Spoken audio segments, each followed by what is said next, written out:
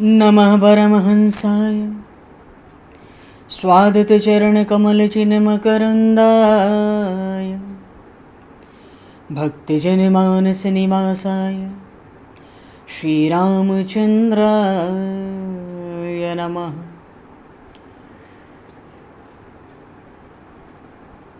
वंशीविभूषितकरान्नवनीरदाभात् पीताम्बरादरुणबिम्बफलाधरोष्ठात् पूर्णेन्दुसुन्दरमुखादरविन्दनेत्रात् कृष्णात् परं किमपि तत्त्वमहं न जाने। वागीशायस्य वदने लक्ष्मीर्यस्य च वक्षसि यस्तास्ते हृदये संविततं नरसिंहम् अहं भजे। विश्वसर्गविसर्गादि नवलक्षणलक्षितं श्रीकृष्णाख्यं परमधाम जगद्धाम नमामि तत्। गङ्गातरङ्गरमणीयं जटाकलापं गौरीनिरन्तरविभूषितं वामभागं नारायणप्रियं अनङ्गमदापहारं वाराणसीपुरपतिं भज विश्वनाथम्।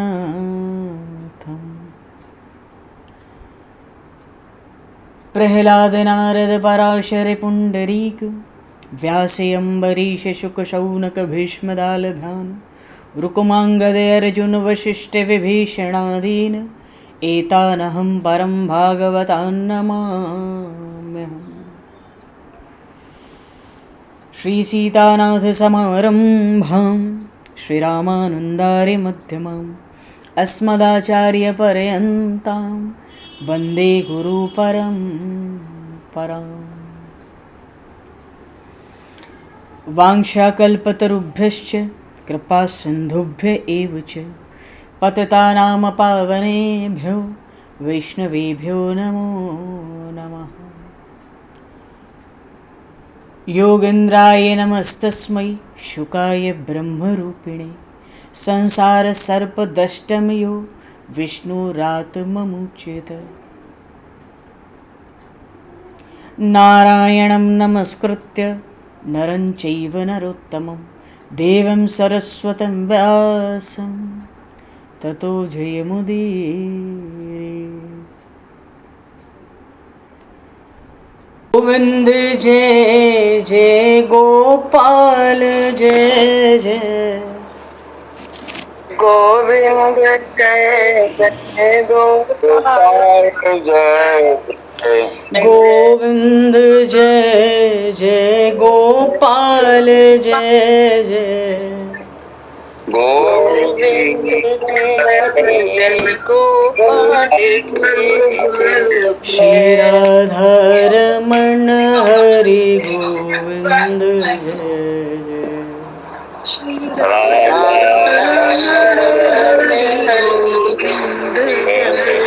श्री राधारमण हरि गोविंद जय।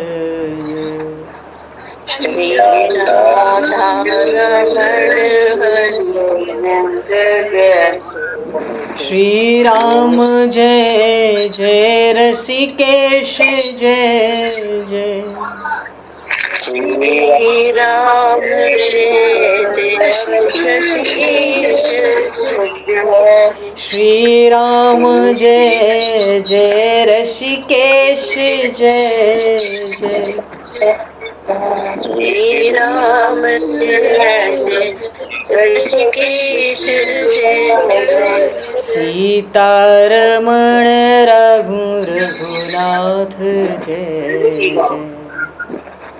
जय सीतारमण राम रघुनाथ जय जय। सीतारमण राम रघुनाथ जय जय सीतारमण राम रघुनाथ जय। श्री वृंदावन बिहारी लाल की जय। श्री जमुना महारानी की जय। श्री गिरिराज महाराज की जय, श्री गिरिराज धरणे की जय, समस्त गौवंश की जय, 84 कोस ब्रजमंडल धाम की जय, श्री वेदव्यास जी महाराज की जय, श्री सुखदेव जी महाराज की जय, श्री शुत शौनक आदि ऋषियों की जय, श्री सद्गुरुदेव भगवान की जय, सब संतन की जय, सब भक्तन की जय, समस्त वैष्णवन की जय, समस्त पूर्वाचार्य चरणन की जय, समस्त संप्रदाचार्यन की जय, श्री सद्गुरुदेव भगवान की जय। गंगा मैया की जय, जमुना मैया की जय, सरयू मैया की जय, गौ माता की जय, तुलसी माता की जय, पृथ्वी माता की जय, काशी महारानी की जय।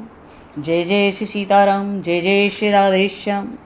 नमः पार्वती पते हर हर महादेव। हरिशरणम। अनंत कोटि ब्रह्मांड नायक सर्वेश्वर पूर्ण परात्पर ब्रह्म, असंख्य कल्याण गुणगणलय, भक्त वांछा कल्पतरु, शरणागत वत्सल, भक्त वत्सल, दीनबंधु, दया सिंधु, सच्चिदानंदमय श्री विग्रह भगवान श्री राधा माधव की महती कृपा करुणा से परम पावन 84 कोस ब्रजमंडल धाम के हृदय स्थल श्री धाम वृंदावन से महापुरुषों के परम अनुग्रह से आप सभी श्रद्धालु भक्त वैष्णवों की मंगल एवं पावन सन्निधि में मानव जीवन का सर्वोत्कृष्ट फल भगवत गुणगान, भगवत कथा, भगवत कीर्तन का आनंद हम सभी श्रीमद् भागवत महापुराण की आनंद कथा के माध्यम से प्राप्त करने जा रहे हैं।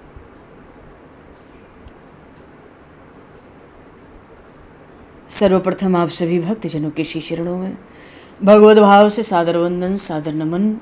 आप सभी को यथा योग्य जय सिया राम, जय जय श्री राधे, हरि शरणम।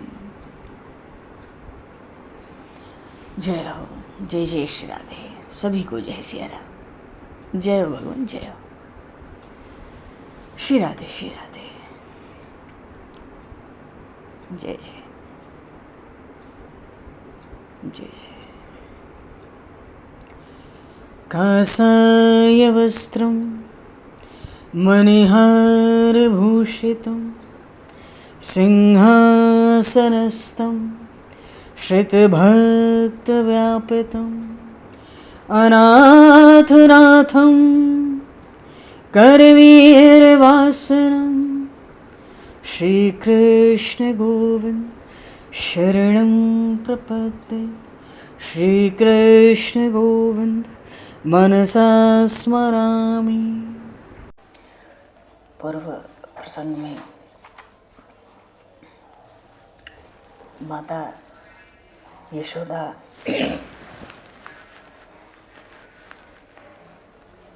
सुबह सुबह दधि मंथन करके माखन निकाल रही है। तैयारी में भीतर भाव बना है कि बालकृष्ण लाल सोए रहे, जग जाएंगे तो काम नहीं होगा। भीतर ये भी भाव है, विचार है कि मेरे कन्हैया को सब माखन चोर कहती हैं। कन्हैया कहता है दूसरों के घर का माखन भाता है, इसलिए मैया आज स्वयं माखन निकालने बैठी है।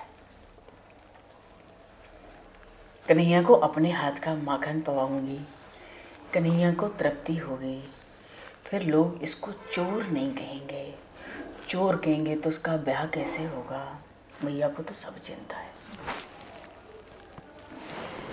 मैया तो पहले से ही कन्हैया को समझाती है, तू चोरी करेगा तो तुझे कोई बहू नहीं देगा, तू चोरी करना बंद कर। पर कन्हैया को तो माखन चोरी करनी है। बालकृष्ण लाल जब बीच में ही उठ गए, मैया के पास आ गए, पीछे से साड़ी खींची। मैया को भी आश्चर्य हुआ, कौन है देखा तो बोलिए श्री बालकृष्ण लाल की जैसी। कितनी मनोहर झांकी है। प्रभु कहते हैं, अरे मैया मुझे भूख लगी है, बड़ी जोर की भूख लग रही है। मैया ने लाल जी को गोद में पौड़ाया है, उनको दूध पिलाती है।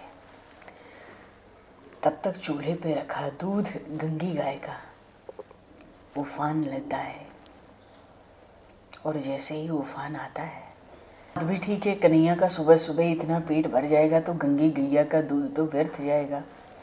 वो स्वयं को अग्नि में नष्ट कर देना चाहती है अपने दूध को। या तो बालकृष्ण लाल के पेट में जाए या अग्नि में स्वाहा हो जाए। जीवन प्रभु चरणों में नहीं लगता तो ऐसा ही है। मैया ने बालकृष्ण लाल को गोद से उतार दिया और दूध उतारने गई। श्री सुखदेव जी महाराज भागवत में कहते हैं, अतृप्त मुसृज्य जवेन सायमो। अतृप्त मुसृज्य जवेन साययो। कन्हैया लाल को अभी मैया से तृप्ति नहीं हुई थी। मैया ने नीचे उतार दिया गोद से। मैया जल्दी से दूध उतारने जा रही है।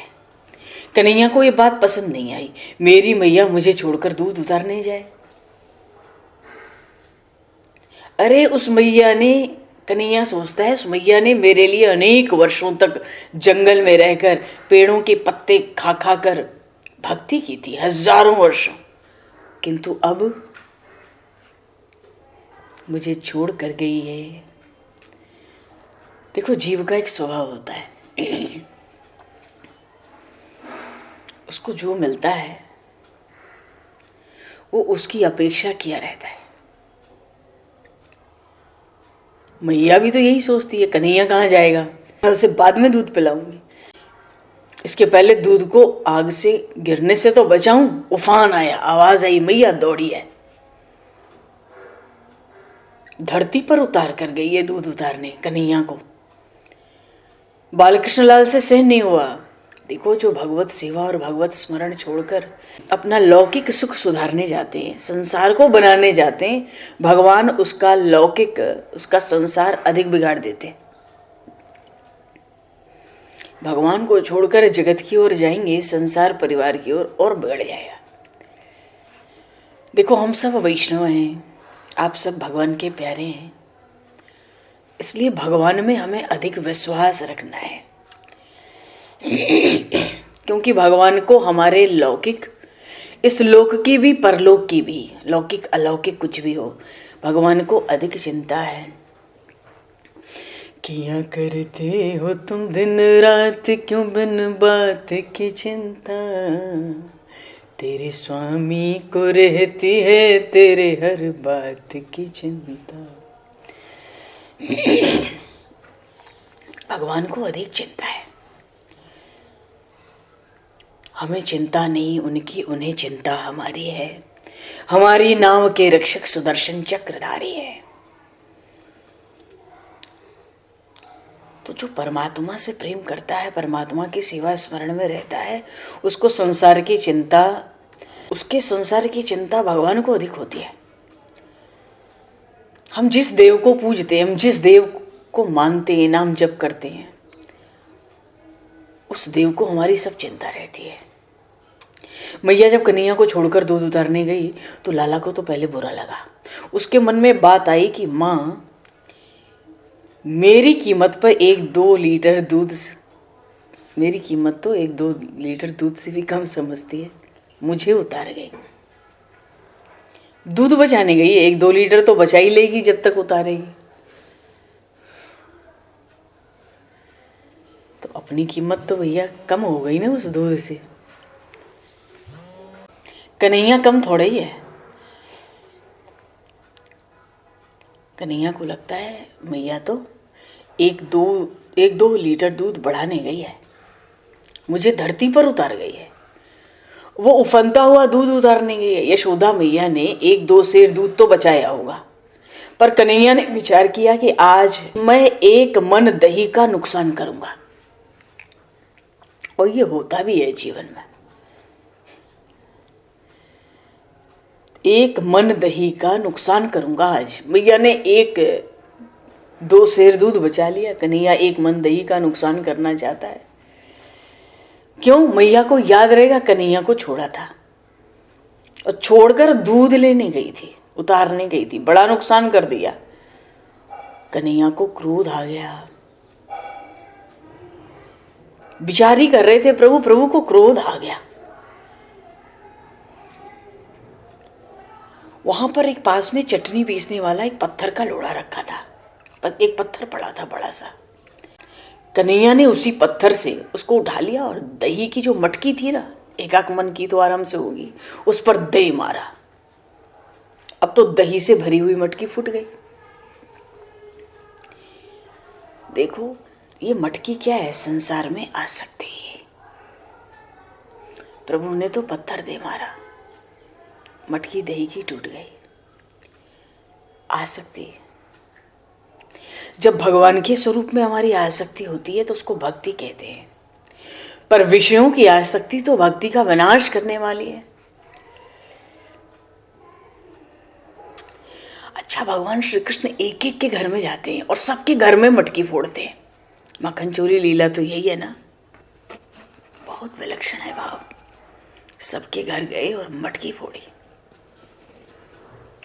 अगर हम भगवान की ओर नहीं चलेंगे ना, तो हमारी जहां आसक्ति है भगवान उसी पर पत्थर मारेंगे। हमारे लिए पहले उसी को नष्ट करेंगे, और ये भी तब करेंगे जब उनकी अतिशय कृपा होगी। विशिष्ट कृपा जिस जीव पर प्रभु करना चाहते हैं, उसकी आसक्ति जहां होगी ना, उसी पर पत्थर मारेंगे। इसका मन हटाओ यहां से, इसको निकालो, नहीं तो चलेगा ही नहीं।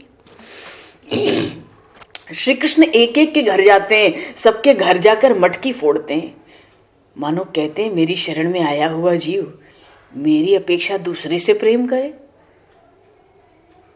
तो प्रेम हुआ ही नहीं, तो अनादर हो गया। प्रेम शब्द का तो अनादर हो ही गया। भगवान सोचते मेरी शरण में आया है और मेरी अपेक्षा ये ज्यादा दही माखन संभालने बनाने, तो भगवान से सहन थोड़ी होता है। भगवान विषय की आसक्ति का विनाश कर देते हैं। हम तो संसार को ठीक करने जाते हैं और फिर हम ये सोचते हैं संसार को पहले ठीक कर लें, अभी तो संसार का काम है, ये कर लें धर्म कर्म, बाद में भक्ति करेंगे। पर आश्चर्य है, अब तक न किसी का संसार व्यवस्थित हुआ, किसी का संसार व्यवस्थित नहीं हुआ, न होगा, न हुआ होगा। क्यों? संसार तो क्षण क्षण में बदल रहा है जी। ये परिवर्तन हमारे हाथ की बात है नहीं, पर परमात्मा का स्वरूप एक सा स्थिर रहता है।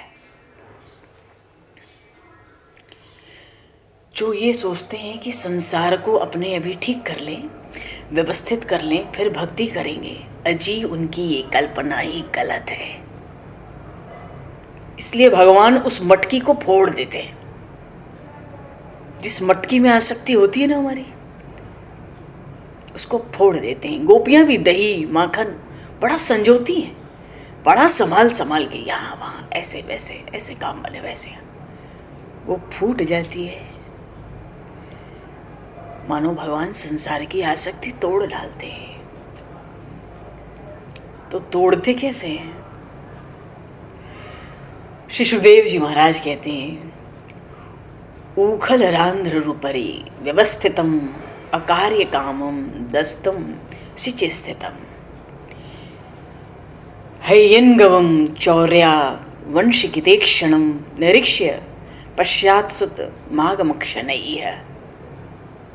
देखो चौर्या शब्द आया है क्योंकि चौर्य विद्या प्रचार मंडल है उनके पास। श्री सुखदेव जी महाराज कह रहे हैं, हैयम गवम चौर्या वशन कितेक्षणम निरीक्ष्य पश्चात्सुत मागमक्षणैः। अरे मैया तो दूध उतार रही है, पर कन्हैया को तो संकल्प से ब्रह्मांड चलते हैं। उसी समय ग्वाल वालों की पूरी मंडली तैयार हो गई। ये कौन सी मंडली है? चौर्य विद्या प्रचार मंडली। उन्होंने कन्हैया से पूछा, कन्हैया आज किसके घर चोरी करने जाना है?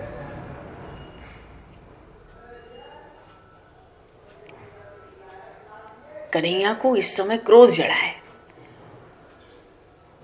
वो तो क्रोध में कहते हैं, मुझे आज अपने घर में ही चोरी करनी है। बोलिए श्री बाल कृष्ण लाल की जय। मैया ने मुझे उतारकर दूध को महत्व दिया, तो मैं तो गया ही। जिस दूध को महत्व दिया उसको भी नष्ट करूंगा, फैला दूंगा, फोड़ फाड़ के सब बवाल करूंगा। अच्छा, भगवान भी गजब है, अपने घर में चोरी करनी है। अब तो बालकृष्ण लाल क्या कहते हैं सुखदेव जी महाराज, उलख रांध्र रूपरी व्यस्तितम अकार्य कामम दस्तम सिचिस्ततम। बालकृष्ण लाल ग्वाल वालों की पीठ के ऊपर पीठ के ऊपर पीठ के ऊपर एक के ऊपर एक के ऊपर एक चढ़कर मक्खन उतारते हैं और ग्वाल वाल अपने मित्रों को मक्खन देते हैं। अच्छा, श्री कृष्ण जिस घर में चोरी करते हैं उस घर के झरोखों के पास, खिड़कियों के पास निश्चित ही बंदर एकत्र हो जाते हैं, इकट्ठे हो जाते हैं। तो उस समय भगवान को ये बात याद आ जाती है कि ये सब मेरे रामावतार के भक्त हैं। बोलिए श्री राम राजा सरकार की जय। माखन के समय बंदर जरूर आ जाते हैं उस घर के बाहर, खिड़कियों में, दरवाजों में। क्यों? प्रभु कहते हैं मैं तो रामावतार में तपस्वी था, उस समय तो मैं इन बंदरों को कुछ खिला नहीं सका, ये बंदर ही फल फूल लाते और भगवान उनके दिए फल खाते थे। सच कहूं, माता शबरी के बेर तो सब जानते हैं, पर बंदरों के लाए हुए वो फल भगवान उनके हाथों से खाते थे।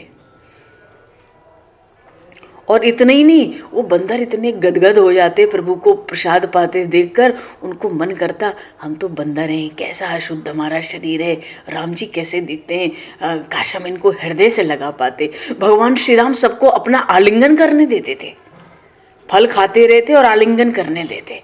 वहां तो माता शबरी मतंग ऋषि की शिष्या थी, इतने समय तक भजन कीर्तन किया था, नाम जप ध्यान किया था, पर इन बंदरों ने क्या किया था? इनके हाथ के दिए फल प्रभु पाते थे और इनको अपना आलिंगन भी करने देते थे। तो भगवान को लगता है कि मैं तो, प्रभु बालकृष्ण सोच रहे हैं, रामावतार में मैं तपस्वी था, उस समय इन बंदरों को कुछ खिला नहीं सका, ये सब पेड़ के पत्ते खा खा कर मेरे लिए युद्ध करते थे। तो राम जी भी कम थोड़े ही हैं, ऐसी सेना इकट्ठा की, ऐसी सेना, रावण से युद्ध करना है और सेना कैसी इकट्ठा होगी, कितनी अपार सेना, पर ऐसी सेना इकट्ठा की प्रभु ने, कोई राशन मांगने वाला नहीं था। सेना में एक भी सैनिक ऐसा नहीं था जो कह दे कि मुझे खाट दो, मुझे सोना है, दिन भर तुम्हारे लिए युद्ध करता हूँ, रात को सोऊं नहीं, एक थाल भोजन तो दो। बंदर भालू पेड़ पे सोते और पेड़ के ही फल फूल खाते, पत्ते खाते, डाल खाते, तोड़ फोड़ मचाते, आफत करते, दिन भर सबकी फजीयत करते, रात को पेड़ों पे टक जाते।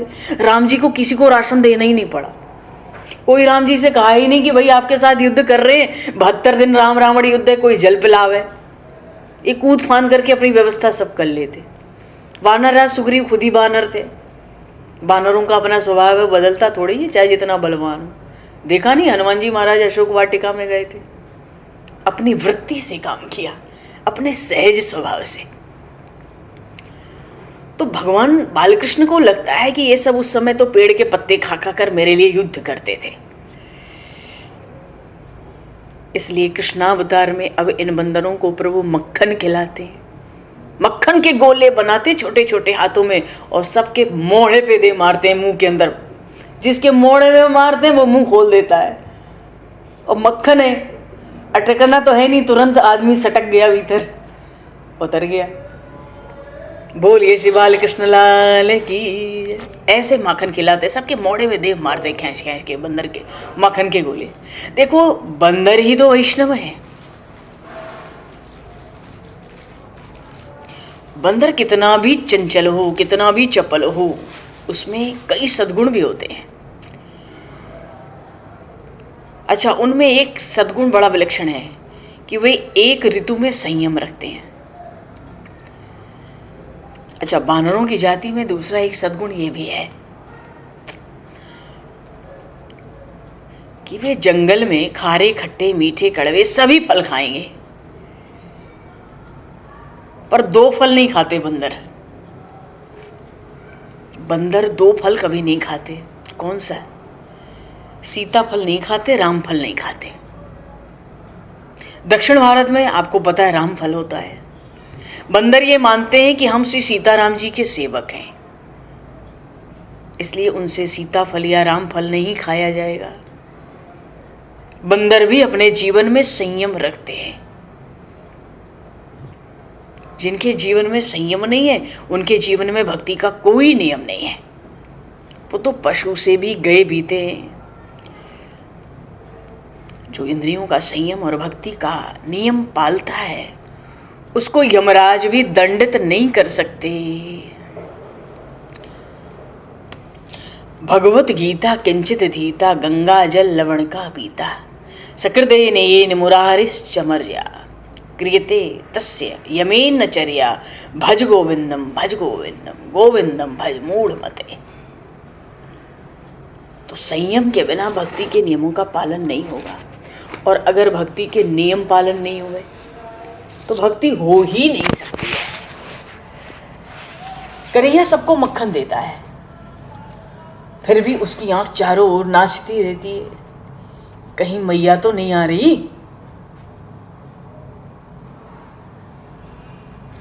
देखो, इस झांकी से प्रभु एक संदेश तो हमें दे ही रहे हैं। प्रभु कहते हैं मैं ईश्वर हूं। प्रभु ने उपदेश दिया, चारों ओर आंख नाच रही है और मक्खन खिला रहे हैं। प्रभु कहते हैं मैं ईश्वर हूं, फिर भी चोरी करने पर मुझे भी डरना पड़ता है, इधर उधर देखते रहना पड़ता है। यशोदा मैया ने तो दूध उतार कर रख लिया, आग बुझा दी, फिर चूल्हे पर दूध तो था, पहले दूध को बचाया, आग बुझाई, तो सोची कि फिर से चूल्हे पर दूध चढ़ा दूं। चढ़ाती तो बाद में पहले ही आवाज़ आने लगी, कुछ खटपट खटपट, झाड़ धूड़, भीड़ भाड़। वापस आने लगी मैया, तो मैया देखती है कि लाला ने मटकी फोड़ दी, सारा दही ढलक गया है, और कन्हैया यहाँ है भी नहीं। मटकी तोड़ी एक मन की भीतर और चले गए माखन लेकर बाहर खिलाने। मैया सोचती है कन्हैया कहाँ गया है। मैया नजर दौड़ाकर देखती है तो कन्हैया घर में ओखली के ऊपर चढ़ा हुआ है और माखन उतार रहा है, और उस माखन को उतार उतार के उसके गोले बना बना के अपने ग्वाल सखाओं को और बंदरों को खिला रहा है। माता को बड़ा दुख हुआ, मेरे कन्हैया को चोरी करने की आदत पड़ गई। इस दृश्य को आज मैंने भी देख लिया। ये कितने ग्वाल बालों के पीठ के ऊपर पीठ के ऊपर पीठ के ऊपर चढ़ चढ़ के माखन उतार के खिला भी रहा है, खा भी रहा है, कपड़े भी खराब किए, बंदरों को भी खिला रहा है, गोले बना बना के फेंक रहा है सबके ऊपर, पर वहां से हट नहीं रहा है। भैया ने आज देखा, बड़ा दुख हुआ। लाला को चोरी करने की सच में आदत पड़ गई। गोपियां सच कहती हैं। मैया तो सोचती है जो मांगे मैं देने को तैयार हूं। मैंने देने से कब मना किया? घर में तो बहुत माखन है, उसके मित्रों को भी दूंगी, किंतु इसे चोरी करने की आदत पड़ गई। आज मैया को बालकृष्ण का व्यवहार ठीक नहीं लगा। मैया को क्रोध आया है। यशोदा मैया ने हाथ में सोटी पकड़ ली है, और ग्वाल बालों ने, ग्वाल सखाओं ने जब देखा मैया तो हाथ में सोटी लेकर आ रही है, अरे कन्हैया, तेरी मैया आ गई, तेरी मैया आ गई। क्योंकि अभी तक तो दूसरी मैयाओं का घर होता था, अब तो कन्हैया क्या भैया, मैया आ गई। मैया पे दृष्टि पड़े ना पड़े, कूद पड़े पहले तो उखल के ऊपर से, और वहां से भागने लगे। अब तो लाला के पीछे पीछे मैया, और मैया कहती है, मैया पीछे पीछे दौड़ती है और कहती है तू बहुत शरारती हो गया है, तू भागकर आज कहाँ जाएगा, आज मैं तुझे अवश्य सजा दूंगी। यशोदा मैया आगे आगे, कन्हैया पीछे पीछे, फिर कन्हैया आगे आगे, मैया पीछे पीछे, किंतु वो कन्हैया हाथ नहीं आता। भैया हमें भी पता पड़ता है कन्हैया को पकड़ना है तो सोटी फेंको, हाथ की सोटी फेंको। जो हाथ में सोंटी लेकर दौड़ेगा कन्हैया को पकड़ नहीं सकता। ये सोंटी क्या है? हाथ में सोंटी लेके कन्हैया को पकड़ना, ये सोंटी अभिमान है, ये अभिमान को बढ़ाती है। आज मैया कहती है आज तुझे सजा दूंगी, आज तुझे मैं जरूर पकड़ूंगी।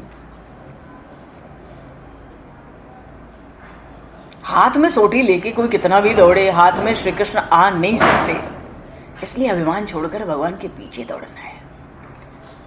यशोदा मैया में एक सूक्ष्म अभिमान है, क्या? कन्हैया मेरा बेटा है, मैं उसकी मैया हूं। मैया दौड़ते दौड़ते थक गई, कन्हैया हाथ नहीं आया। इस पर भी महापुरुषों ने अनेक भाव प्रकट किए।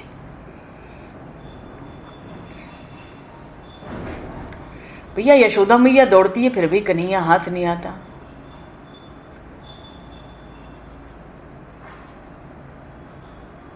मैया दौड़ रही है तो उसकी नजर तो कन्हैया की पीठ पर है। लाला का मुंह देख के दौड़ती तो कन्हैया हाथ आ जाता, अब पीठ देख के दौड़ेगी तो कुछ हाथ नहीं आता। ईश्वर को तो वही पकड़ सकता है जो कृष्ण के चरण अथवा मुखारविंद पर दृष्टि जमा कर रखे। तीसरा स्कंद जब भागवत का आया था तो वहां एक बात आई थी कि भगवान की पीठ में अधर्म का वास है और उनके हृदय में धर्म का वास है। अगर हमें स्मरण हो, तीसरे स्कंद में बात आई भगवान के एक एक अंग में किसका वास है, विराट पुरुष भगवान का वहां वर्णन आया था। तो पीठ में अधर्म का वास है, हृदय में धर्म का वास है। धर्म स्नाद दक्षिण तो यत्र नारायण स्वयं अधर्म पृष्ठ तो यस्मान मृत्युलोक भयंकर। अगर हमारी भक्ति भगवान के, अगर भक्ति धर्म के अनुकूल हो तो भगवान हाथ लग जाते हैं, और अधर्म के सामने दौड़ने से भक्ति तो पूरी पड़ेगी नहीं, धर्म का पालन ही नहीं ठीक से होगा। अच्छा, कई लोग ये भी समझते हैं कि भक्ति का धर्म से क्या लेना देना, ज्ञान से, योग से, वैराग्य से, सबसे लेना देना है। सब कुछ जब एकदम बढ़िया बनेगा ना, एकदम हर चीज खरे उतरेगी, तब भक्ति में प्रवेश होता है। भक्त के पास सब कुछ होता है, भक्त को सब कुछ का अनुभव होता है, वो सब कुछ जानता है, पर वो प्रेम को प्रधानता देता है और सब कुछ उसके लिए गौड़ है, प्रेम मुख्य है।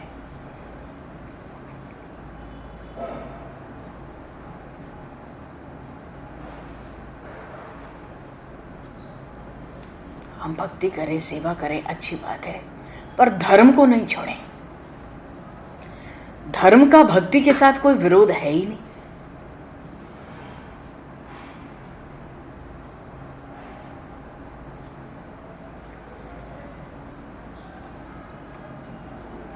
हम आकाश से सीधे नीचे उतर के तो पृथ्वी पर आए नहीं हैं। किसी कुल में, किसी जाति में जन्म हुआ, जन्म से ही कुल, धर्म, जाति, धर्म के साथ संबंध जुड़ जाता है, इसलिए धर्म नहीं छोड़ा जा सकता।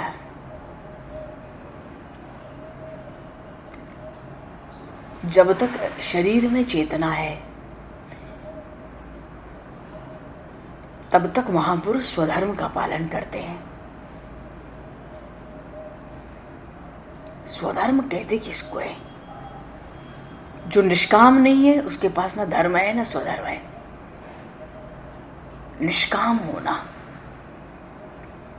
अगर निष्काम नहीं है तो हम धर्म का पालन नहीं कर रहे हैं।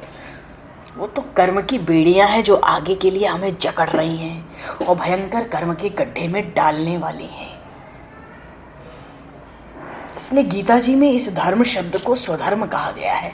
गीता जी का 3रा अध्याय स्वधर्म पालन का ही है, और स्वधर्म पालन से मोक्ष प्राप्ति तक की यात्रा है। इतनी सुंदर, इतनी सरल, इतनी सहज यात्रा प्रभु ने भक्त सखा अर्जुन जी को उपदेश दिया है स्वधर्म पालन का।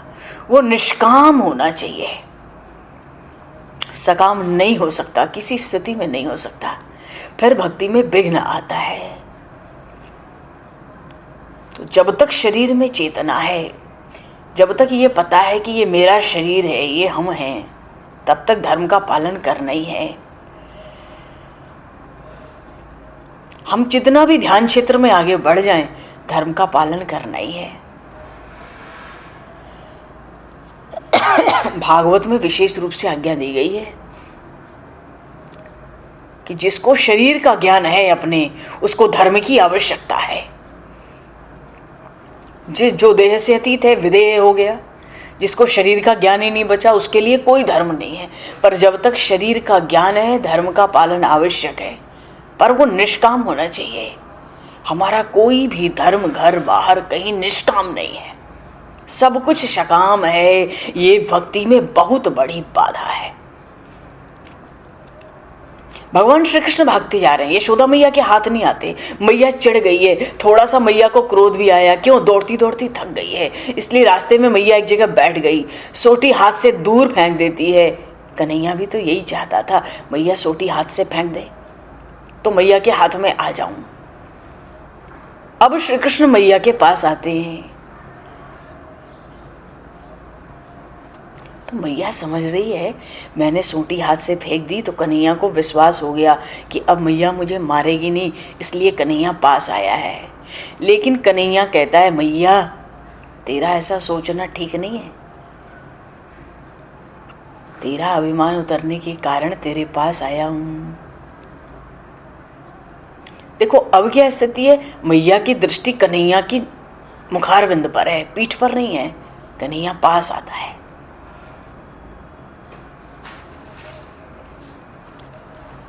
यशोदा मैया कहती है, लाला तू बहुत शरारत करता है, आज मैं तुझे सजा देने वाली हूं। इतना सुनते ही कन्हैया तुरंत कहता है, मैया अब मैं ऐसा कभी नहीं करूंगा, आज बस आज तू मुझे छोड़ दे। मैया कहती है, आज मैं बिल्कुल मानने वाली नहीं हूं। तूने जिस ओखली पर चढ़कर चोरी की है, उसी से आज तुझे बांधूंगी। यशोदा मैया श्री कृष्ण को पकड़कर घर में ले जाती है, हाथ पकड़कर खींचकर ले गई, ओखली में बांधने की तैयारी कर रही है। अब तो ग्वाल मंडली दुखी हो गई, बंदर भी दुखी हो गए। क्यों, आज ब्रजमंडल का अध्यक्ष पकड़ा गया है। सारी बाल मंडली रो पड़ी है। ब्रजमंडल का चौर विद्या प्रचार मंडल, चोरी करने का जो मंडल है, उसका अध्यक्ष पकड़ा गया, वो भी अपनी मैया के हाथ में पकड़ा गया। ज़्यादा बहादुरी आज कर नहीं पाएगा।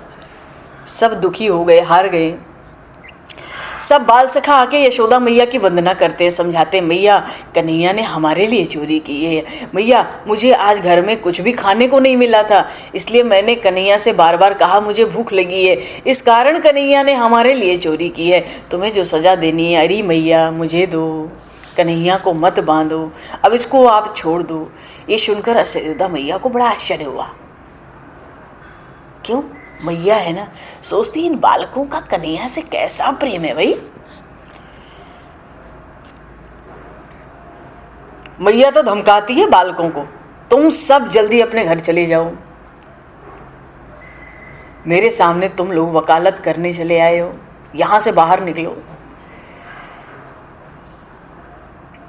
आज तक यशोदा मैया ने किसी बालक को घर जाने को नहीं कहा था। आज पहला अवसर हुआ। श्री कृष्ण के बाल सखाओं को मैया कहती है, तुम सब पहले अपने घर जाओ इस समय।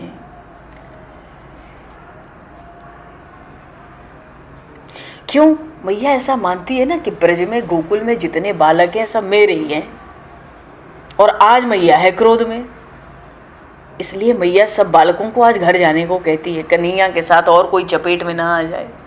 आज तो इस अध्यक्ष को ही सजा देनी है, इसके लिए सब बड़े व्याकुल हो रहे हैं, आज इसको दंड मिलेगा। सबको जाने को कहा। भैया बाल सखा तो अपने अपने घर गए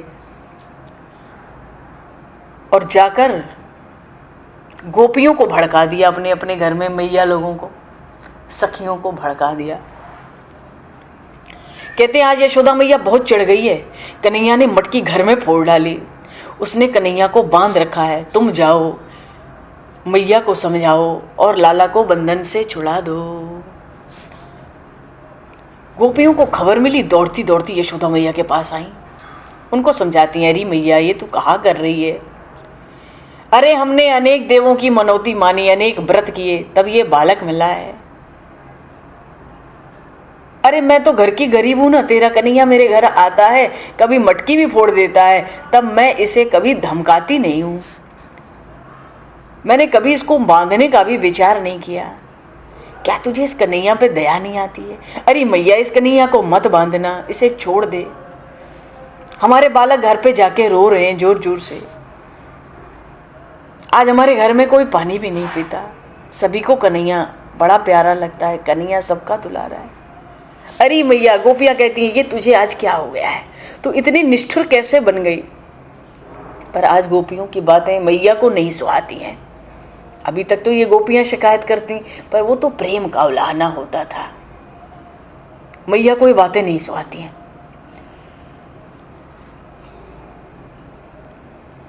मैया कहती है आज मैंने अपनी आंखों से इसको चोरी करते देखा है। इसकी सच में चोरी करने की आदत पड़ गई है। इसको किसी की परवाह नहीं है। तुम लोग इसको बहुत लाड़ प्यार करते हो ना, इसलिए इस सर चढ़ गया है। आज मैं उसको समझाऊंगी, ये मेरा पुत्र है, मुझे जैसा उचित लगेगा मैं वैसा करूंगी। अब तो मैया कन्हैया को बांधने की कोशिश कर रही है। अब जिस डोरी से बांधनी जाती, जिस रस्सी से, वो रस्सी 1 अंगुल छोटी हो जाती।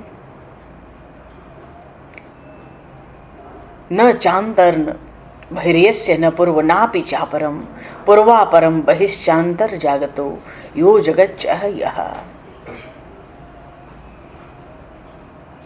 अब भाई 1 अंगुल 2 अंगुल तो छोटी पड़ेगी, रस्सी तो जो डोरी है वो तो कठोर है, और वो ब्रह्म श्री कृष्ण तो अतिशय कोमल है। रस्सी कोई, डोरी कोई हिम्मत नहीं होती उस ब्रह्म का मैं स्पर्श कर लूँ, मैं इतनी कठोर हूँ। उसको दया आ जाती है, वो डोरी स्पर्श नहीं करती श्री कृष्ण को। वो सोचती है कन्हैया अत्यंत कोमल है, उसको बांधने पर कष्ट होगा। आज वो डोरी 2 अंगुल छोटी हो जाती है। देखो, जीव और ईश्वर में भी 2 अंगुल का ही अंतर रहता है। ईश्वर को बांधना है तो जीव में 2 गुण होना चाहिए। एक तो वो नरमोही हो और दूसरे नरमानी हो, उसमें अभिमान न हो और मोह न हो। तुलसी ममता रामसो समता सब संसार। क्योंकि अंधकार, अभिमान का काम तो है अंधेरा फैलाना। अभिमान से तो और कुछ होता ही नहीं। तो मैया एक डोरी के साथ दूसरी डोरी जोड़ देती, लपेटती, फिर कृष्ण को बांधने जाती, लेकिन वो डोरी भी 2 अंगुल छोटी पड़ती। गोपियों ने मैया से कहा ये तेरा कन्हैया है, इसके भाग्य में बंधन लिखा ही नहीं है, हम सब इसके बंधन को छुड़ाने आई हैं, पर ये तो बंध ही नहीं रहा है, इसको कोई बांध ही नहीं सकता। इतना सुनकर कन्हैया धीरे धीरे मन में हंसने लगा। यशोदा मैया तो चढ़ गई। मैया तो चिढ़कर कहती तू 4-5 वर्ष का बालक मुझ पर दांत दिखाता है, तू समझता क्या है? आज मैं तुझे बांधने वाली हूँ, चाहे जो भी हो, घर की सारी डोरियों को इकट्ठी करूंगी, पर आज मैं तुझे बांधूंगी जरूर। मैया तो डोरी में डोरी जोड़ती है कन्हैया को बांधने के लिए। हर डोरी 2 अंगुल छोटी हो जाती है। देखो, जहाँ भगवान श्री कृष्ण विराजते हैं वहाँ ऐश्वर्य शक्ति सेवा में उपस्थित रहती है हमेशा। अब भैया जब मैया बांधने गई कन्हैया को, तो ऐश्वर्य शक्ति तो पहले ही उपस्थित रहती है और मैया की वात्सल्य भक्ति, दोनों का झगड़ा शुरू। यशोदा मैया में वात्सल्य भाव था, वात्सल्य शक्ति है। श्री कृष्ण जहाँ है वहाँ ऐश्वर्य शक्ति पहले से ही विराजमान है, वात्सल्य भाव है। यशोदा मैया कहती है मेरा बालक है, इसे चोरी करने की आदत है, आज नहीं सुधारूंगी मैं तो इसको कौन सुधारेगा, मुझे इसकी आदत सुधारनी है। ऐश्वर्य शक्ति कहती है कि ये मेरा पति है, मेरे पतिदेव को कोई बांधे तो मुझसे सहन नहीं होगा, मैं देखती हूँ कि तू कैसे बांधेगी। ऐश्वर्य शक्ति ना उस डोरी में प्रवेश कर जाती है। तो ऐश्वर्य, भगवान की ऐश्वर्य शक्ति जब डोरी में, रस्सी में प्रवेश करती है, वो छोटी पड़ जाती है। मैया का वात्सल्य भाव इतना प्रबल है, कन्हैया मेरा पुत्र है, बांध के रहूंगे। दोनों का झगड़ा शुरू, ऐश्वर्य शक्ति वात्सल्य शक्ति लड़ रहे। श्री सुखदेव जी महाराज दर्शन करते करते कहते हैं स्वमातुः स्वमातुः स्पिनन् नगात्राया निस्त्रस्त कबरस्त्रजः दृष्ट्वा परिश्रमं कृष्ण कृपया सीत स्वबंधने। मैया थक गई है, उनको जब मैया थक गई ना चढ़ के दौड़ कर, बालकृष्ण लाल को दया तो आई गई। बात यह है कि हम लोगों में होती तो है अल्प शक्ति, पर हम बड़े दुराग्रही होते हैं। बालकृष्ण लाल समझते हैं, ऐश्वर्य शक्ति को इशारा करते हैं कि देख, जीव में अल्प शक्ति होती है पर दुराग्रही होता है, जिद करता है। ईश्वर अनंत शक्तिमान है पर ईश्वर अनाग्रही है, कोई आग्रह रखता ही नहीं है। ईश्वर में संकल्प विकल्प है ही नहीं, संकल्प विकल्प से तो जगत प्रकट हुआ, जीव प्रकट हुआ।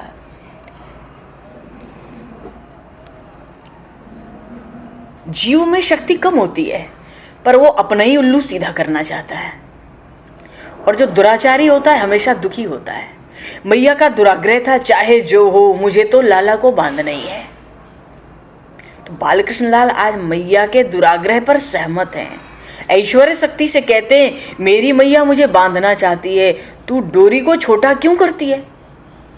इस समय मैं तेरा मालिक नहीं हूं, मैं यशोदा मैया का बालक हूं। मैं तो प्रेम रस लेने और प्रेम रस देने के लिए ब्रज में आया हूं।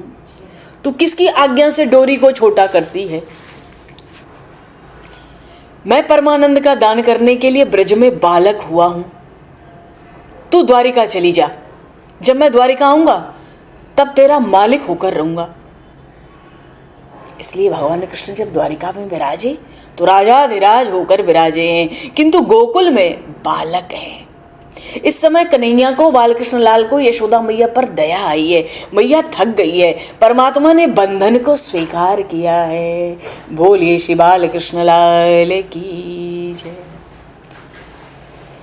सब गुण हो पर दैन्य न हो, दीनता न हो तो बात बनती नहीं है।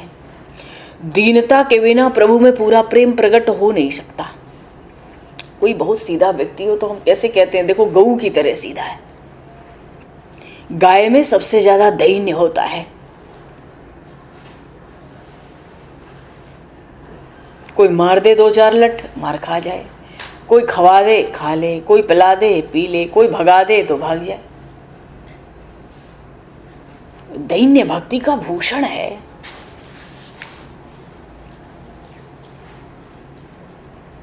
अच्छा, जब ईश्वर बंधन में आता है तब जीव को बंधन से मुक्त कर देता है।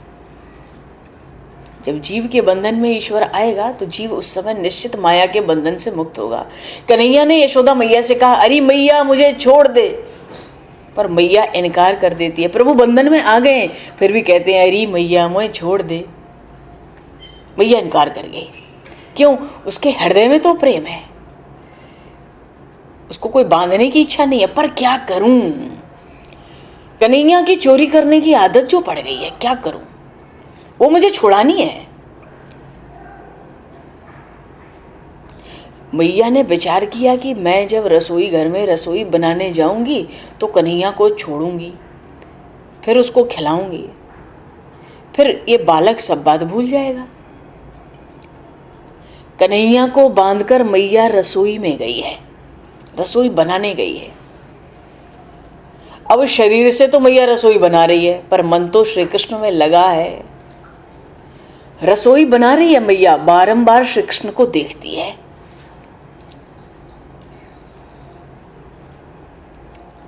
कन्हैया के ग्वाल मित्र आते और कन्हैया को छुड़ाने का प्रयत्न करते हैं, पर मैया ने तो गांठ ऐसी मजबूत लगाई है वो किसी से खुली नहीं।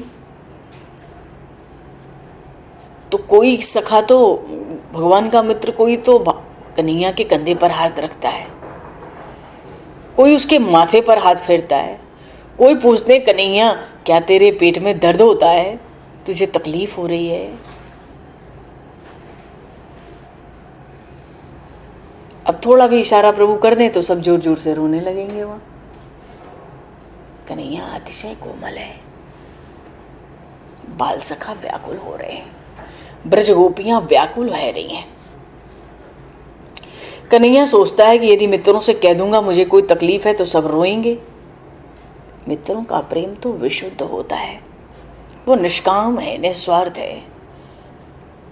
कन्हैया कहता है, अरे ना है मोए कछु तकलीफ ना है, नेक भी तकलीफ ना है, तुम मेरी जरा भी चिंता न करो। मैं तो झूठा झूठा रो रहा हूँ, मैं तो भीतर से आनंद में हूँ, रो रो कर मैया को दिखा रहा हूँ। मैया ने बांध कर अच्छा ही किया, कुछ भी कहो।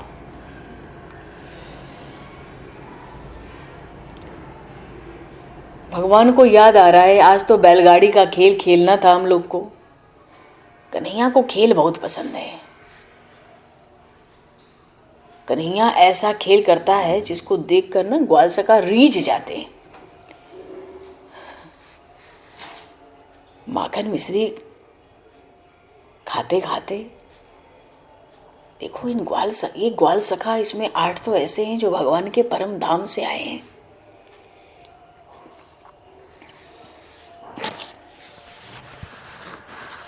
इन ग्वाल सखाओं का भगवान में अतिशय प्रेम है। ये जो हिंदी के साहित्य में अष्टमहाकवि आए हैं, ये 8 सखा ही अष्टमहाकवि के रूप में प्रकट हुए हैं, जिन्होंने उन प्रभु का गुणगान गाया है।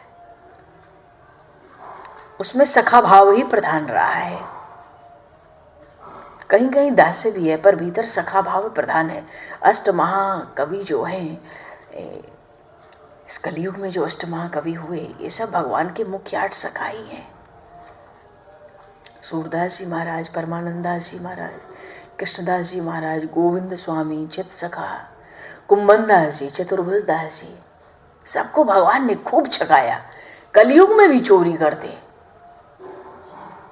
कुंभन दास जी बूढ़े थे, उनके पास पहुंच गए। ये गिरिराज गोवर्धन की बात है। श्रीनाथ जी पहुंच गए। उस डोगरे से कहते हैं, बूढ़े कुंभन दास जी बूढ़े थे, खड़े भी नहीं हो पाते थे पूरे। मोए माखन खानो बाबा, आज मोए माखन खानो। कुंभन दास जी सोचते कहीं गांव से मांग लाएंगे, भिक्षा में भोग लगा देंगे, तुम खा लेना। नहीं नहीं, घर जाकर खाएंगे, किसी का डर लगा। पुरानी आदत है प्रभु की, जहाँ प्रेम है वहाँ घुस जाएंगे। कुंभन दास जी कहे, अकेले कहाँ जाओगे, किसके घर में? भगवान कहते, अकेला कहाँ हूँ, तू है ना। कुंभन दास जी डर गए, मैं तो बूढ़ा हूँ, ना दौड़ सकता हूँ, ना भाग सकता हूँ। कन्हैया तू बड़ा चंचल है, ऐसो मत कर कन्हैया, मोहे मत ले जो। भगवान कहते, तू बूढ़ा है, यही तो दुख है। बुढ़ापे का क्या दुख है बता। कुंभन दास जी कहते हैं, देख शरीर जल्दी दौड़ ना पावे, भाग ना पावे, शरीर में शक्ति न रहे बेटा, बात समझ।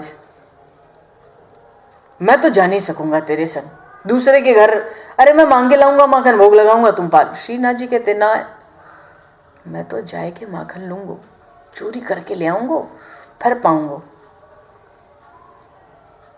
कुंभन दास जी समझ गए, इसकी बुद्धि बिगड़ी है, पर मुझे ले जा रहा है, मेरी आफत होगी, ये तो निकल जाएगा, ये बड़ा छलिया है, ये भागने में चतुर है, मैं पकड़ा जाऊंगा। तो बालकृष्ण लाल कुंभन दास जी से कहते हैं, ये 450-500 वर्ष पुरानी बात है। कुंभन दास जी से कहते हैं, देख बाबा, तेरे शरीर में शक्ति कैसे आएगी जब तक तू माखन नहीं खाएगा। अरे इस उम्र में माखन नहीं पचेगा, तू खा माखन। प्रभु कहते हैं, श्रीनाथ जी देख,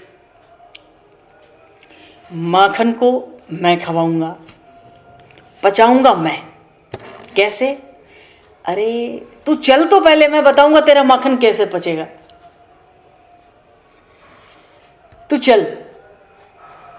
नहीं जा रहे थे, बड़ी शर्म आ रही थी कुंभन दास जी को, सच कहूं तो। उन्हीं का गांव था ना, सब पहचानते हैं, उसी गांव में बूढ़े हो गए बच्चे से।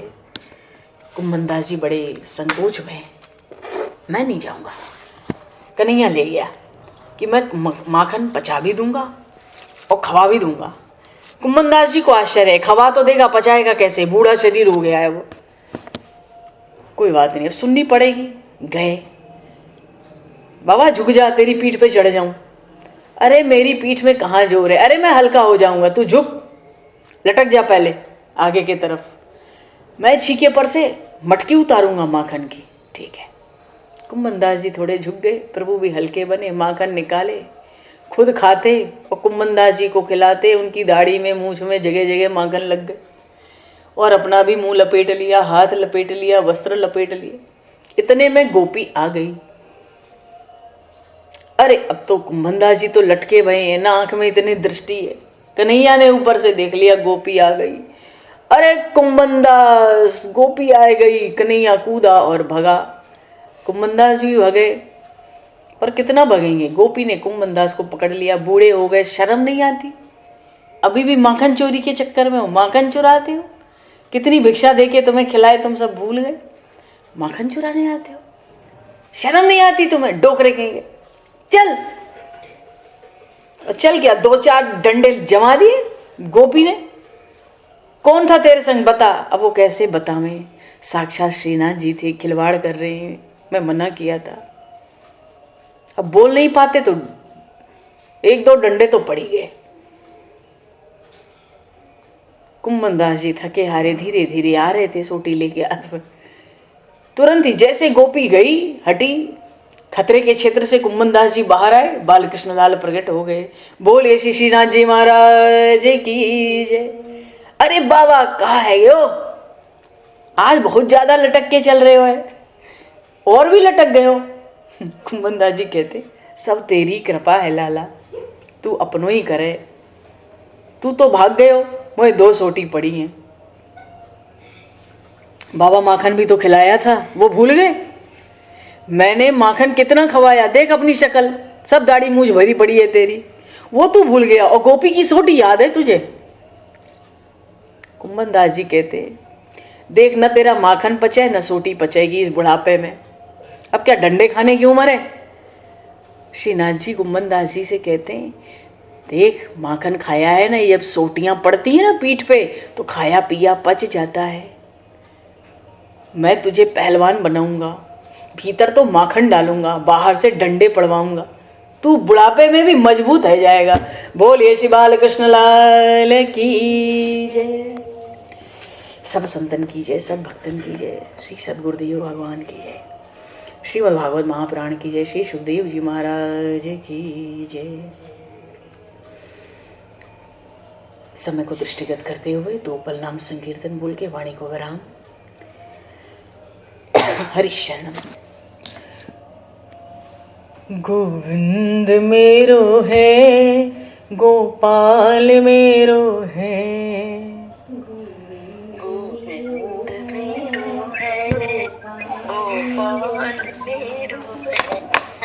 गोविंद मेरो है, गोपाल मेरो है। गोविंद मेरो है, गोपाल मेरो है। श्री बांके बिहारी नंद लाल मेरो है। श्री बांके बिहारी श्री राधा रमण नंद लाल मेरो है। गोविंद मेरो है,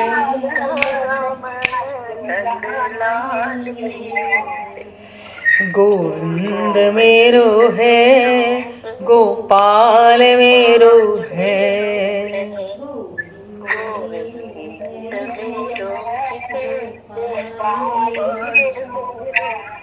श्री बांके बिहारी नंद लाल मेरो है।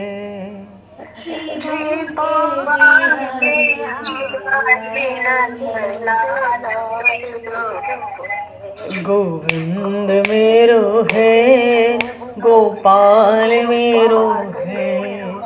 गोविंद मेरो,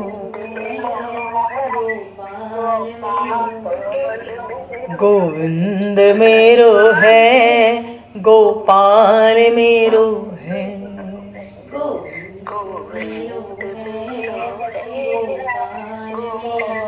बोलिए श्री बालकृष्ण लाल की जय। श्री बांके बिहारी लाल की जय। समय को दृष्टिगत करते हुए आज यहीं पर वाणी को विराम। वाक्य पुष्पांजलि प्रभु के श्री चरणों में सादर समर्पित। आप सभी को भी यथा योग्य जय सिया राम। जय श्री गुरुमान जी की जय। जय श्री राधे हरीश शरण। बोलो जय हो, जय हो, जय हो, जय हो भगवान सीताराम। जय श्री राधे, जय श्री राधे, जय जय श्री राधे।